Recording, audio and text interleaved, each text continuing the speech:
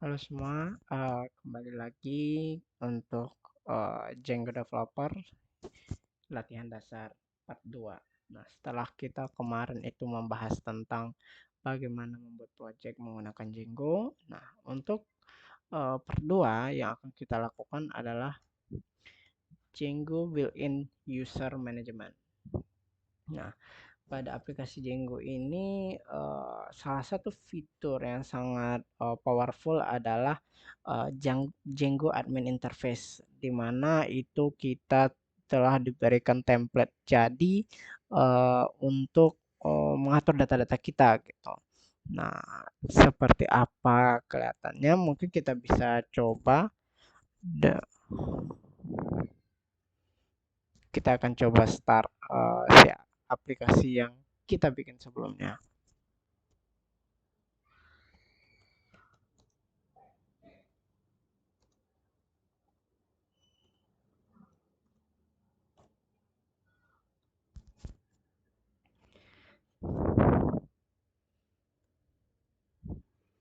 Nah, setelah aplikasinya jalan, kita akses URL-nya.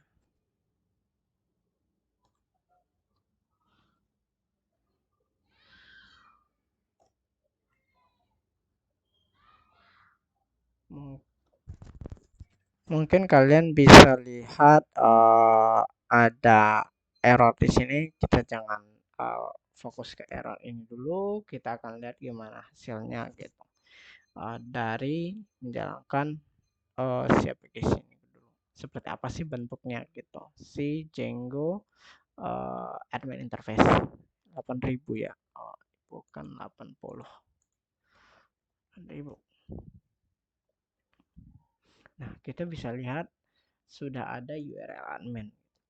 Nah, URL admin ini kan kemarin itu kita tidak bikin apapun, yang kita bikin adalah URL yang home. Nah, itu sudah disiapkan oleh si Django-nya itu sendiri. Kita bisa masuk ke sini dan sudah ada ini kosong harusnya, ini enggak ada. Ini auto fill dari uh, browser saya. Nah, di sini kita kan sebelumnya nggak punya apa sih URL loginnya gitu kan. Apa sih yang perlu kita masukkan ke username passwordnya. Nah, dalam menggunakan si Django admin ini, uh, dia sudah membuat autentifikasinya sendiri. Gitu. Kita udah tahu ibarat kita tinggal pakai gitu. Nah, pertama yang kita lakukan adalah kita stopin dulu.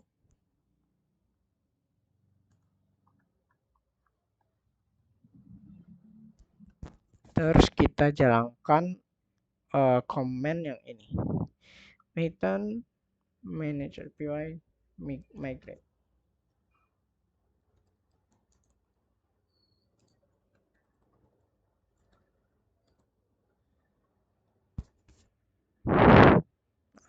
Setelah semuanya selesai, yang kita lakukan adalah membuat usernya.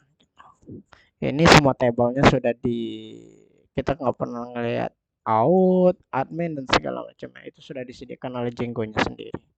Selanjutnya kita akan bikin user.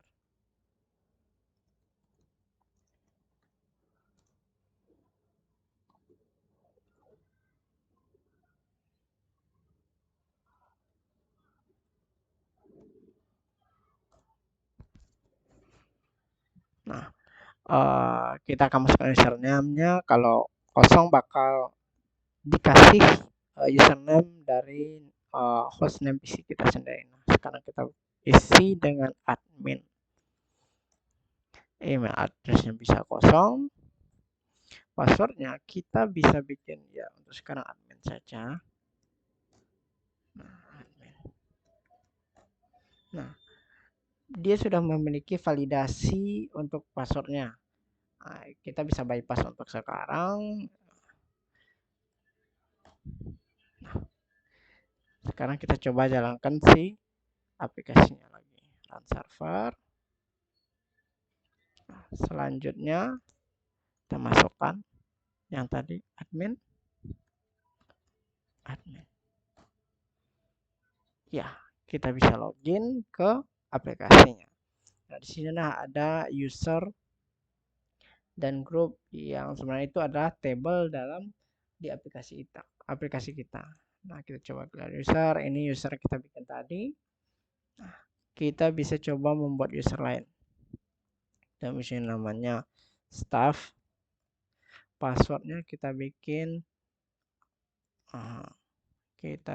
admin juga.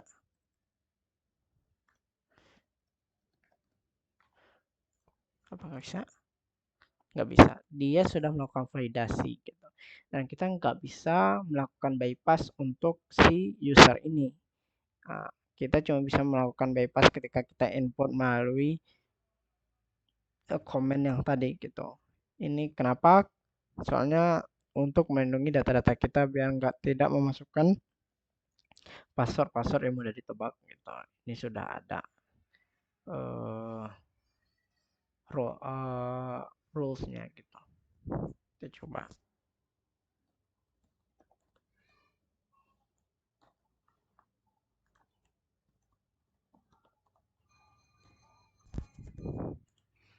Nah, teman-teman bisa coba.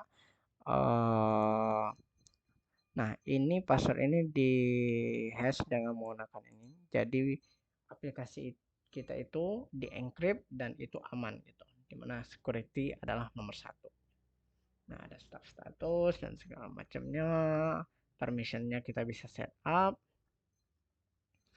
Nah, di story juga ada. Kita lihat. Nah, ada the user. Apakah dia login atau enggak. Itu sudah disediakan oleh si Django. Kita juga bisa delete user. Dia ngasih ketika kita delete, dia akan muncul halaman lain untuk mengkonfirmasi apakah kita akan benar hapus atau enggak. Untuk sekarang kita hapus dulu. Ya. Juga ada interface.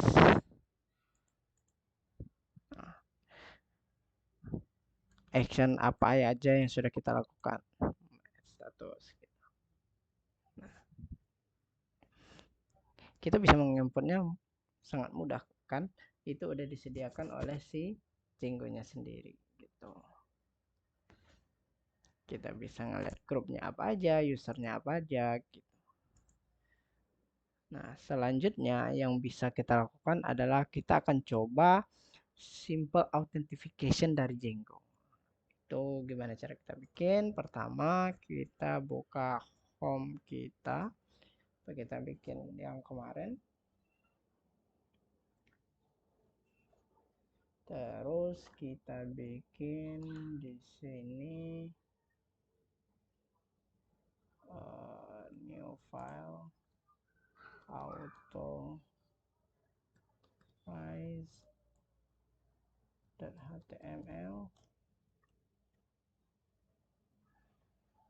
terus HTML5 kita bikin satu restricted page. Kita bikin restricted page. Terus yang kita bikin halaman authorize HTML, kita bikin restricted page. Terus di views-nya itu kita tambahkan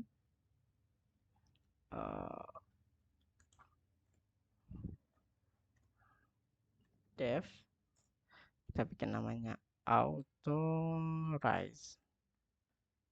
terus request,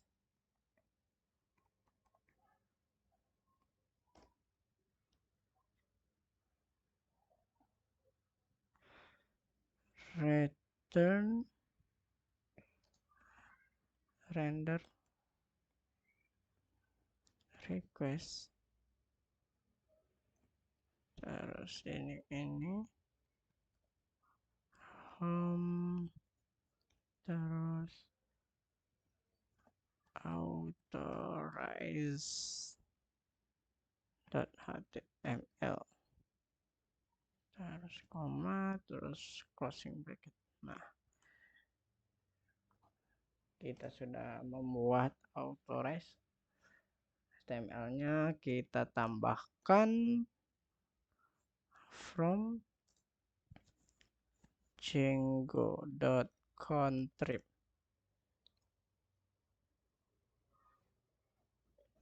django.contrib out decorator. Out decorators import login required. Di sini kita bikin add login required. Jadi untuk mengakses halaman ini kita harus login. Nah, terus kita ke URLs. Ini kita simpan. Terus URLs-nya path. Ini authorize.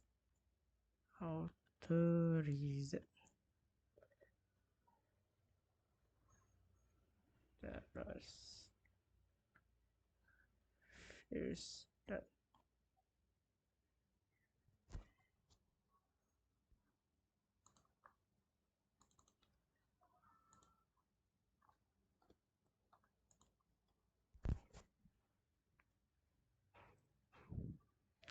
bentar, ini sudah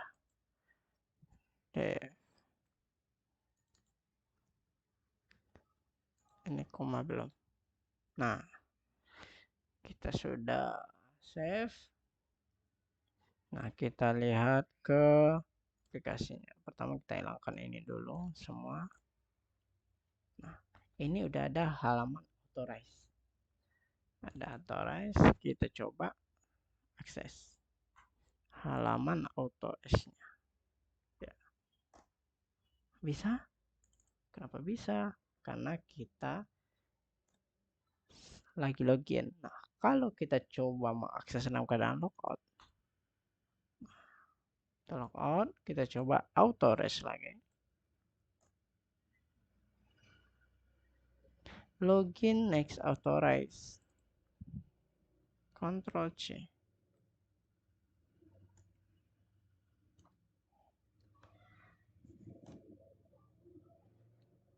Kita nggak bisa mengaksesnya gitu. Karena kita itu tidak lagi login gitu. Jadi dia akan ketemu si halamannya ini. Kalau kita dalam kondisi login, kita bisa akses halamannya gitu. Gimana? Mudah kan? Untuk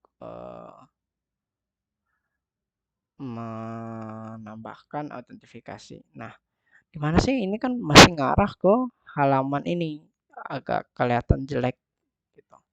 Jadi kita bisa nge-redirect-nya gitu. Redirect-nya gimana? Kita ke URL, ke views.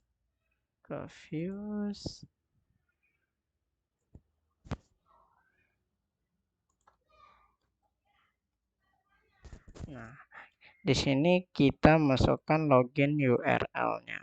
Login URL, terus masukkan halaman admin.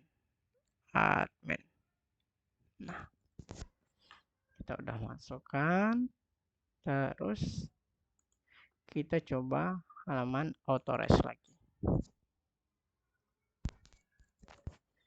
Kita masukkan authorize. Ya, dia ngarah ke halaman si login admin tadi. Kita bisa masukkan admin.